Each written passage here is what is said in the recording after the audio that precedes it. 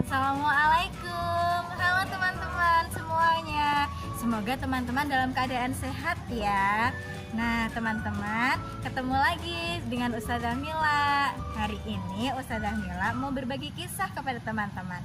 Nah, kisah yang akan Ustazah Mila ceritakan adalah kisah tentang Nabi Musa alaihi salam. Nah, selamat menyaksikan ya teman-teman ya. Kisah Nabi Musa alaihi salam. Masa kelahiran sampai diasuh oleh Fir'aun. Kisah ini disebutkan dalam Al-Quran, surat Al-Qasas ayat 7 hingga ayat 13. Diceritakan bahwa saat Musa masih bayi, ibu Nabi Musa diperintahkan Allah Subhanahu wa Ta'ala untuk menghanyutkan bayinya ke Sungai Nil. Hingga akhirnya bayi Musa ditemukan oleh keluarga Fir'aun dan diangkat menjadi anak yang kelak saat dewasa menghancurkan kekuasaan Fir'aun. Musa lahir di Mesir pada masa pemerintahan Fir'aun. Fir'aun adalah raja yang sangat sombong dan semena-mena terhadap rakyatnya. Bahkan dia mengaku sebagai Tuhan. Penduduk Mesir sebagian besar adalah bangsa Kipti. Selain itu juga banyak dari kalangan Bani Israel. Bangsa Kipti menyembah berhala dan Fir'aun sebagai Tuhan mereka, serta mempercayai para peramal dan tukang sihir. Pada suatu hari, para peramal kepercayaan Fir'aun datang ke istana. Wahai Fir'aun, kami datang membawa kabar buruk untukmu. Cepat, katakan apa itu? Ramalan kami mengatakan bahwa tak lama lagi akan lahir seorang anak laki-laki dari Bani Israel yang kelak saat dewasa dia akan menjatuhkan kekuasaanmu. Apa maksud ucapan kalian? Kami melihat hal buruk menimpamu di masa akan datang. Sebaiknya kita bersiap-siap sebelum bayi laki-laki itu lahir. Fir'aun bersama para peramalnya mengadakan rapat. Muncul keputusan bahwa setiap wanita yang melahirkan bayi laki-laki pada tahun ini, maka bayinya harus dibunuh. Fir'aun telah menyiapkan algojo untuk membunuh para bayi laki-laki yang baru dilahirkan. Sementara itu, ibu Musa sangat khawatir jika anak yang dikandungnya adalah bayi laki-laki. Tibalah hari yang dinanti-nantikan. Ternyata bayi yang dilahirkan ibu Musa adalah bayi laki-laki. Perasaan ibu Musa campur aduk antara senang dan sedih. Pada saat itu, ia mendapatkan ilham dari Allah. Seperti yang disebutkan dalam Al-Quran, surat Al-Qasas ayat 7. Dan kami ilhamkan kepada ibu Musa, susuilah dia, dan apabila kamu khawatir terhadapnya, maka jatuhkanlah dia ke Sungai Nil. Dan janganlah kamu khawatir, dan janganlah pula bersedih hati, karena sesungguhnya kami akan mengembalikannya kepadamu dan menjadikannya salah seorang dari para rasul. Ya Allah, hamba titipkan anak ini padamu. Hamba mohon, jaga dan lindungi dia. Ibu Musa menyuruh kakak perempuan Musa untuk mengikuti kemana arah peti itu berlabuh. Ternyata peti itu sampai ke istana kerajaan Fir'aun dan ditemukan oleh istri Fir'aun. Wahai bayi laki-laki yang tampan, telah lama sekali aku menginginkan kehadiran seorang putra, dan sekarang kau hadir di hadapanku. Asia sangat senang dan membawa bayi Musa ke hadapan suaminya. Wahai suamiku tersayang, lihatlah apa yang aku bawa. Bayi siapa itu? bayi laki-laki ini ditemukan para dayang di sekitar istana. Aku mohon padamu, angkatlah dia menjadi anak kita. Kau tidak sedang bercanda bukan? Bayi laki-laki? Apakah kau lupa akan peraturan yang telah aku buat? Wahai suamiku, jangan kau bunuh bayi ini. Melihat bayi ini, hatiku sangat bahagia. Ia adalah penghibur bagi kita, wahai suamiku. Itu bagimu, namun tidak bagiku.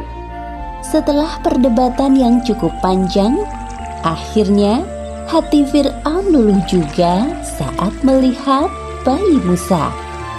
Asia sangat senang dan segera mencari ibu susu untuk bayi Musa. Wahai ratu, bayi ini tidak mau menyusu kepada ibu susu manapun. Sepertinya kami harus mencari ke pelosok negeri ini. Oh, baiklah kalau begitu. Laporkanlah padaku jika kalian menemukan wanita itu. Katakan padanya, aku akan berikan hadiah yang sangat banyak. Mendengar kabar tersebut, kakak perempuan Musa menawarkan ibunya kepada dayang istana untuk menyusui bayi laki-laki itu. Ketika para dayang sampai di rumah ibu Musa, ternyata bayi laki-laki itu mau menyusu dengan lahap. Tidak ada yang tahu bahwa sebenarnya wanita ini adalah ibu kandung bayi laki-laki itu. Esoknya, ibu Musa pergi ke istana. Aku sangat berterima kasih kepadamu, wahai ibu. Terimalah segala pemberianku ini sebagai hadiah.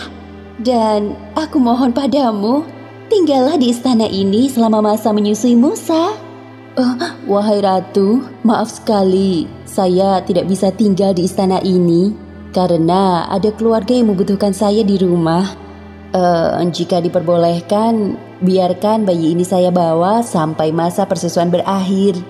Oh, baiklah kalau begitu, tidak ada pilihan lain. Ibu Musa meninggalkan istana bersama bayi Musa dengan perasaan bahagia. Seperti yang disebutkan dalam Al-Quran, Surat Al-Qasas ayat 13. Maka kami kembalikan Musa kepada ibunya, supaya senang hatinya dan tidak berduka cita, dan supaya ia mengetahui bahwa janji Allah itu adalah benar. Tetapi kebanyakan manusia tidak mengetahuinya. Setelah masa menyusui Musa berakhir, ibu Musa menyerahkan Musa kecil ke tengah-tengah keluarga Fir'aun. Wahai suamiku, lihatlah Musa. Lucu sekali dia. Tidakkah kau ingin menggendongnya?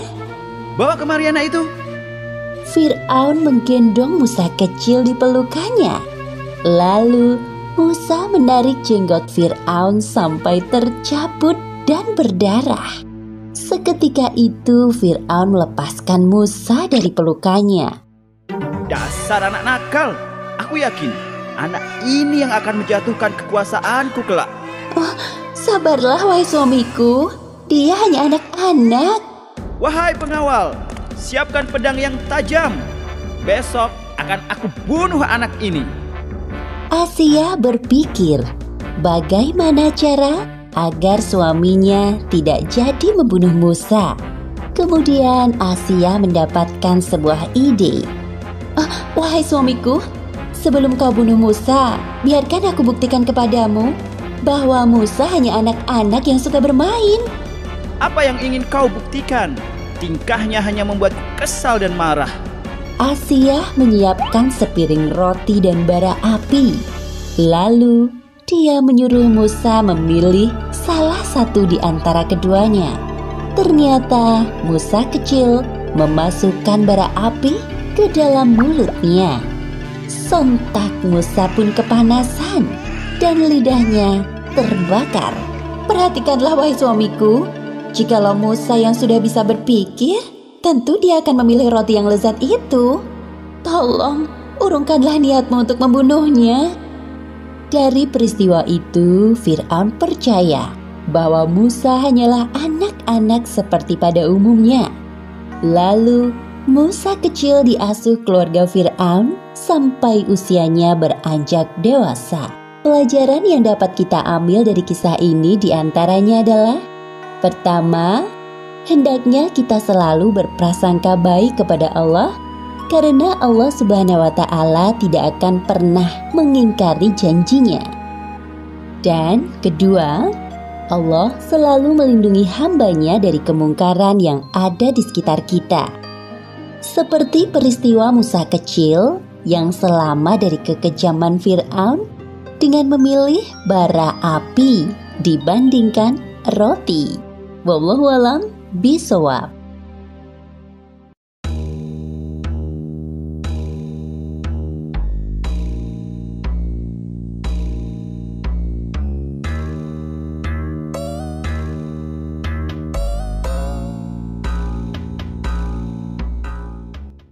Nah, itu tadi kisah tentang Nabi Musa alaihi salam.